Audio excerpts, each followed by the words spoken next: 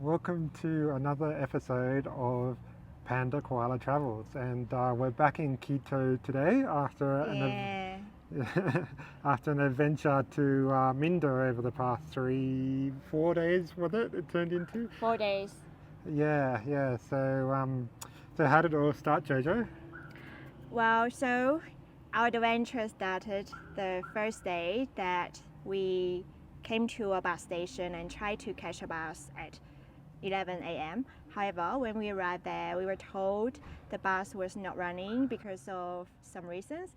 Then we had to use our creativity and just pack in a Uber with other 4 travelers. So it ended up 7 people packed in a car. So that's how we started.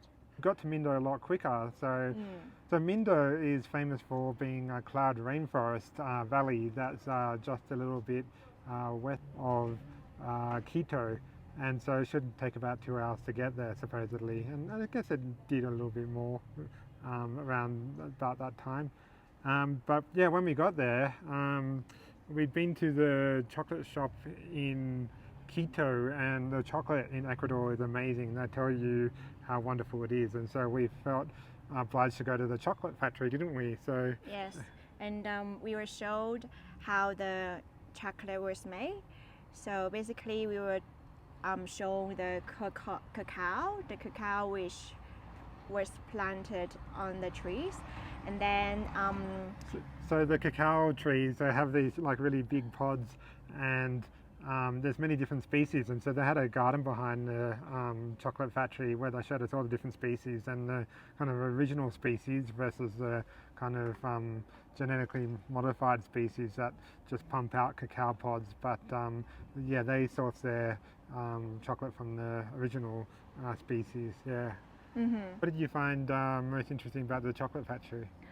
well, what really appealed to me was that I had never thought of actually chocolate was made from a cacao plant. So first of all, there is a cacao plant, and when you cut the cacao plant open, then there will be lots of cacao seeds. And then in the cacao seeds, in the outside, which is the white flesh, that can be used for making juice, and it tastes like a bit like sour sop or lychee. And then a little bit inside the cacao skin, the skin can be used for cacao tea. Yeah, so it's really interesting to see the process of making the chocolate. So how they start with the pod, and then they extract the cacao beans, and then they dry it, and then they basically the husk, the outside they blow off, as Jojo mentioned, and they use that to make the tea. And yeah, and then just sampling the chocolate itself. What I didn't realize or know is that depending on where the cacao plant grows in its root radius, and if there's other kind of species like bananas or pineapple or whatever, that can really add to and change the flavor of the chocolate itself in very subtle ways. You can actually get those subtle hints. And so cacao chocolate actually is more like wine in terms of really good chocolate. You taste all these different hints of different flavors from where it was grown. Yeah, so that's really interesting, the chocolate factory. But that wasn't the only thing that we did in Mindo. The next morning, we woke up super early because Mindo is famous for its birds. It's a major birding destination, all the birds that live in the rainforest. And so we woke up super early, but what happened, Jojo? Yeah, so what happened was the rain actually continued throughout the whole night until the early morning. And it kept pouring rain. The rain Yeah. actually didn't stop, and so we kept waiting, and it didn't stop, and so we gave up. And so then we decided that given that so much water, what better thing to do than go chasing waterfalls? And so we decided to go out, catch a taxi to the cable car that takes you across the valley to where you can do a hike to think about 5 waterfalls. So did you enjoy that, Jojo, the hike through the rain and the waterfalls? Yeah, definitely, because it was my first time ever hiking under the pouring rain. So I felt pretty interesting because we felt pretty free actually because we were pretty well equipped. We had our waterproof rain jacket and a very good quality waterproof hiking shoes, and also a pair of overpants that protect us from getting wet underneath. So yeah, so I do not have any worry over if I would get wet or not. For me, yeah, I guess the spectacular thing was actually seeing the waterfalls in full kind of flow. Yeah, there's so much water flowing through, and in fact, a couple of places we had to walk along the edge of the creek, and on the way back, it was actually underwater, so the waters were rising.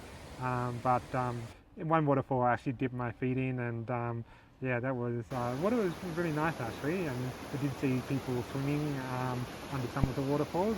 And yeah, it was really nice walk through the jungle, through the rainforest, and just seeing all the raging water.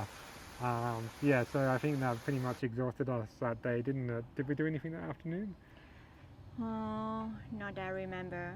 So then basically we tried to give it another shot the next morning to go birding. Woke up at 6 a.m. and by now, fortunately, the rain had finally stopped.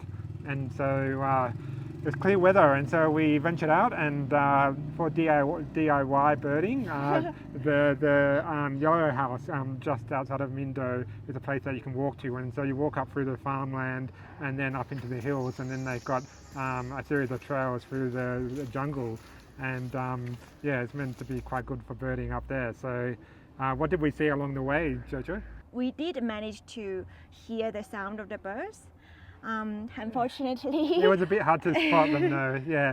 But yeah, yeah, it's really nice jungle, really pretty jungle.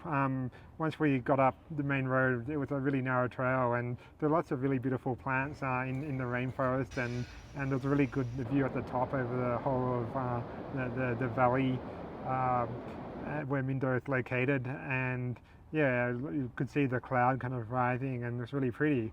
But Mindo is really famous for one signature bird, which is the cock of the rock. And Andrew did manage to see the signature bird in Mindo. Yeah, so I just saw these kind of red birds flapping across, and yeah, and then they flapped across to a tree, and they do look a bit like a chicken, and then because they've got a thing on their head that makes them look like a cock, like a male chicken. So it's quite funny actually that we saw absolutely no birds apart from the small flitting bird, and then we actually saw the one kind of signature bird that's quite hard to see, and so we were very lucky. Yeah. On our way back to the town, we saw heaps of birds that we did not manage to see in the forest. Yeah, there's lots of birds attracted to all the plants in the people's gardens and stuff, and in the main square, etc. And the next day we tried to go back to... No, it was that afternoon. Oh, yeah. Okay, just that day. Okay, so actually in the afternoon of that day, we were planning to go back to Quito as scheduled. And why was that? Because we needed to go back to Quito in order to catch the bus to the rainforest. That evening, so yeah. So 11 o'clock at that night, our bus was meant to depart for the rainforest, for the Amazons, but unfortunately there's been so much rain that there've been quite a few landslips on the one road connecting Mindo to Quito, and actually the other really long route around, there had been a bridge that had been wiped out the day before as well, and so it's a bit hard to find information, but eventually we talked to, we found someone at the bus station who spoke really good English, and I think he worked for the bus company, and he was able to show us some quite scary videos and images actually of yeah, all this soil basically come down a hill and knock a whole semi-trailer across the road. Another one where the landslide had knocked a double-story bus onto its side, and yeah, so all of those landslides had actually blocked the key road for like almost a day, so we discovered. Yeah, so what did we do? We used our creativity again. We went to the travel agency and tried to kind of get more update about the landslide in Quito. I mean, Not- in the road between Quito and Mindo, and then so basically we kind of struggled to find the travel agent that can speak English. Then we look for different travel agencies, and then eventually we ended up in a travel agency that where there was a customer waiting out, and He actually spoke good and English. he spoke good English, and then he kind of told us the situation in the road, and then later on he kind of found us maybe also very keen to go back to Quito. Then it was very kind of him to offer to give us a lift. Yeah, so 6 a.m. this morning, we checked our phones and saw that actually all the red had disappeared and the traffic was continuing, and so he very kindly picked us up from our accommodation, and turns out he was working in a nearby city, Santo Domingo, and trying to get back to Quito, and so he had to unexpectedly overnight in Mindo. And anyway, he was like a plumber, plumber, mechanical engineer, and so yeah, so we piled him with him and his workmates and all his gear in the back and managed to fit our bags in, and yeah, 4 hours later we were back in Quito. So which was supposed to be a 2 hours and 30 minutes ride, but anyway, we were back. Very thankful to be back, and so now we're back in time with plenty of time to actually wait for our bus this evening on our rescheduled tour to go to the Amazon. So that's very exciting. So we had quite an adventurous past couple of days, but enjoyable couple of days, and I have to say the Mindo Valley was really beautiful. All the rainforests are there. I really enjoyed the hike through the waterfalls. I think that was my highlight. And how about you, Jojo? Yeah, so my highlight was just hiking in the rain. Yeah. Okay, well, that's all for now. So remember to click and subscribe to below, and we'll catch you later. Bye. Bye.